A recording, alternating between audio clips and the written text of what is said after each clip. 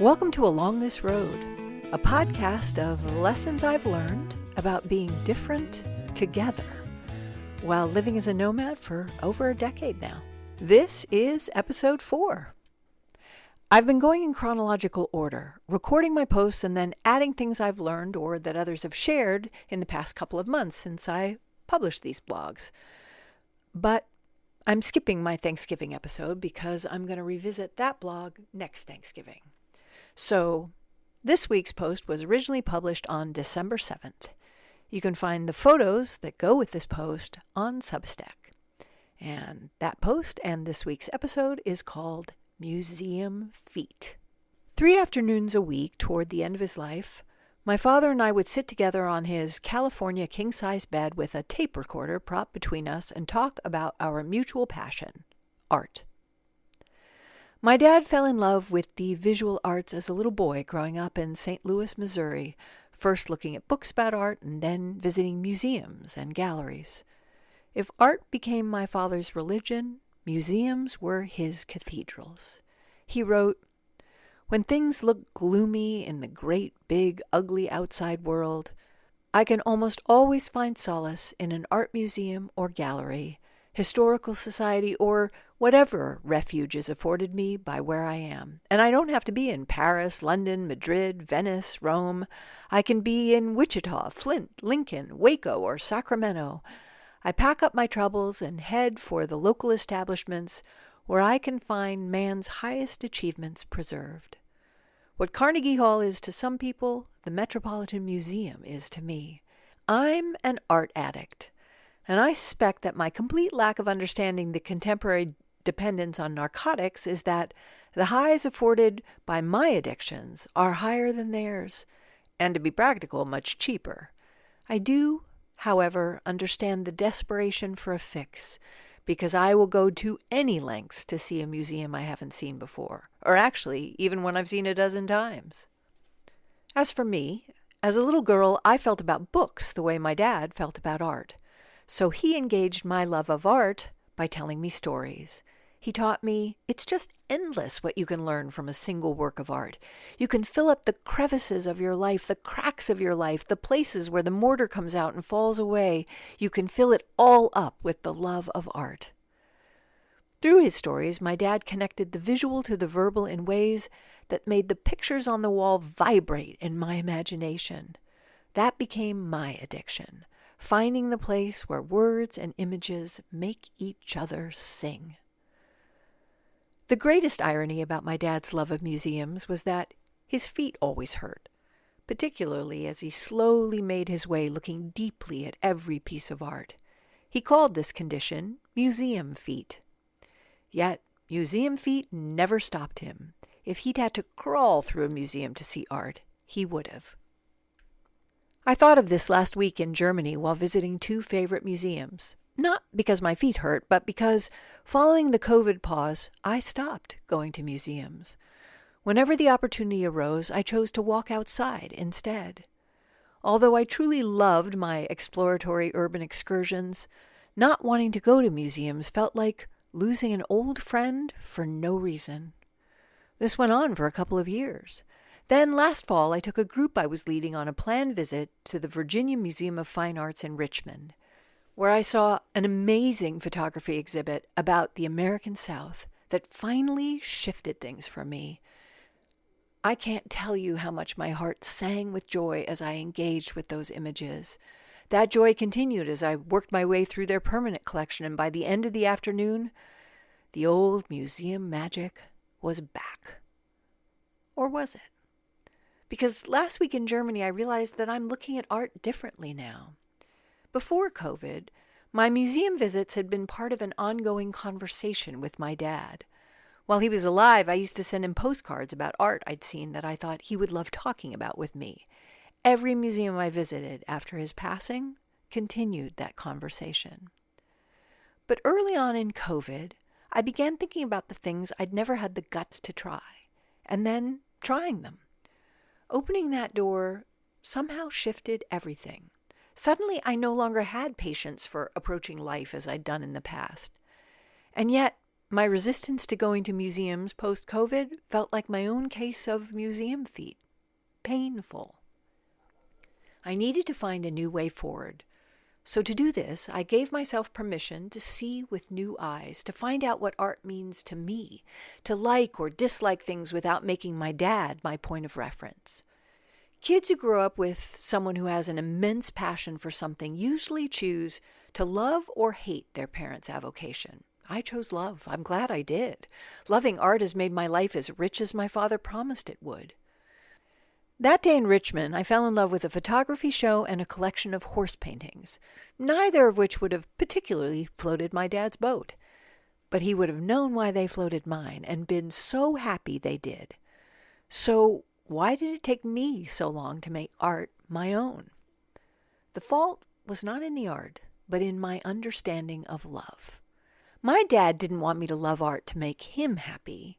He wanted me to love art because it had made him happy and he wanted me to have a happy life as well. He hoped I would find my own relationship to art, find my own joy. And I did, by becoming an art historian, then teaching art history, and later by running 2 successful art businesses. But the joy I found had an unwanted umbilical cord.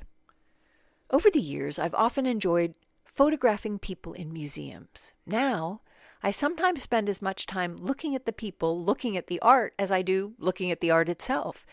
It's almost as if I'm asking myself the questions I neglected to ask when I was a kid. Questions like, why do people come to museums? What does art mean to people? Who are the kinds of people who like art? Do people always understand what they're seeing? Do they allow themselves to dislike something? Is everyone here longing to unleash their own creativity? Or are some people just content to see without trying to create? When I was a little girl, I took art classes at which I was deeply mediocre. I would see what I wanted to draw or paint in my mind, but I couldn't make that come out of my hands. My frustration morphed into paralysis. My respect and admiration for anyone who could create became so profound that I denigrated every single attempt I made at being creative by holding whatever I did up to museum standards. How absurd. My father didn't take me to museums to damn my creative life with impossibly high standards, but rather to share the joy of witnessing creativity. Over the past year since Richmond, I've allowed myself to be unmoved or even irritated by art that is critically acclaimed, and instead seek out whatever makes my heart sing, even if I know that it's not as important. This new approach, combined with finding joy in photographing people in art museums, has shifted not only how I experience art, but also how I understand love. Shakespeare wrote, "Love is not love, which alters when it alteration finds, or bends with the remover to remove. Oh no, it is an ever-fixed mark that looks on tempests and will not be shaken." For far too long, I took this way too literally, believing that there was some human committee in charge of the right way to love and that my job was to stick to their directive, whatever the heck it might be, no matter what. What the actual fuck? What Shakespeare was talking about is the love that makes our hearts sing. That is the ever-fixed mark. That love is our North Star. Shakespeare was saying, find out what makes your heart sing and your life will make sense. Duh. Now I've begun asking myself new questions about my old ideas about creativity. Was it really true that I couldn't draw or paint what was in my head? Or was what I saw in my head simply what and how I'd been taught to see? Was it even true that I wanted to paint, or is it more likely that I couldn't find a medium that sung to me? These are the questions I never even knew I could ask, which is ironic because my dad would have loved that conversation. For the first time, the kid who loved those magical places where the verbal and the visual crystallize each other is letting her heart sing. I blog now because I get to have these conversations with you, with anyone trying to find their way along this road of life, with anyone who has felt different but doesn't want to feel alone in their difference. To all of you, I say, love what you love and don't stop loving it. Nurture what you love. Find your own ways of expressing it. And above all, stop worrying about what other people think. I see now that this was what my father was trying to teach me, that this is what art has always been teaching me. Finally, it's time to start coloring outside the lines. When I wrote this blog in November, I got some lovely responses. Scott wrote, "I think you found the medium, writing, that expresses your you-ness in the same way a painter does with paintings." What a generous and kind thing to say. I mean it. The generosity of people's responses on Substack is such a gift. I don't think we all realize how much of life we spent not getting positive feedback. And it's inspiring me to do better in that department. In fact, that's going to be part of this week's Substack post. So thank you so much, Scott. Dell and I had a really sweet exchange that I've thought about often over the past couple of months. He wrote, "I'm always happy when my adult daughter finds her own way, and I'm saddened that sometimes her using my views as a reference point have hampered her progress along her path." I replied, "When I told my dad that I'd moved back to LA after he got ill, he was horrified, but I wouldn't have traded that time with him for the world. The father-daughter life journey is such an interesting one." To which Dell replied, "My daughter is 42 and I am 70. But I only discovered this year that I had unintentionally put signs saying, 'This way,' on her roadways. I never meant to do that." I've thought about that exchange with Dell a lot since then. His loving humility and also how parents give their children well-meaning wisdom that sometimes children take in as if it's one of the 10 Commandments. It's such a good reminder that none of us are in the business of putting up road signs for anyone else, no matter how well-intentioned that road sign may be, unless, of course, they really are in danger of doing a Thelma and Louise. But then again, Emily wrote, "Art galleries and museums do that for me too, so I'm happy I'm not the only one. And thanks for the reminder not to worry about what others think, because at the end of the day, these outlets we have, whatever they may be, obviously make us all happy and bring joy and fulfillment, and that's all that matters." You are so right, Emily. The key really is to stop worrying about other people and stay focused on the joy. That shifts everything, including our interactions with other people. Anything that soothes and refocuses us is so important because we're all in this together. And finally, Robin, my best friend from junior high, wrote that she absolutely loves visiting art museums, galleries, and shows. Probably her favorite pastime after hiking and doing her own art. She said she's particularly interested in process, looking at brushstrokes or how a multimedia piece is put together. She said, "Although my mom brought me to museums on the regular as a kid, I didn't really grow to love them until I was retired and had the time to experience art deeply." I've been thinking a lot about Robin these past couple of weeks because her mom recently passed. And Robin took the time to let me know and also to tell me how much her mom loved me. That meant a lot.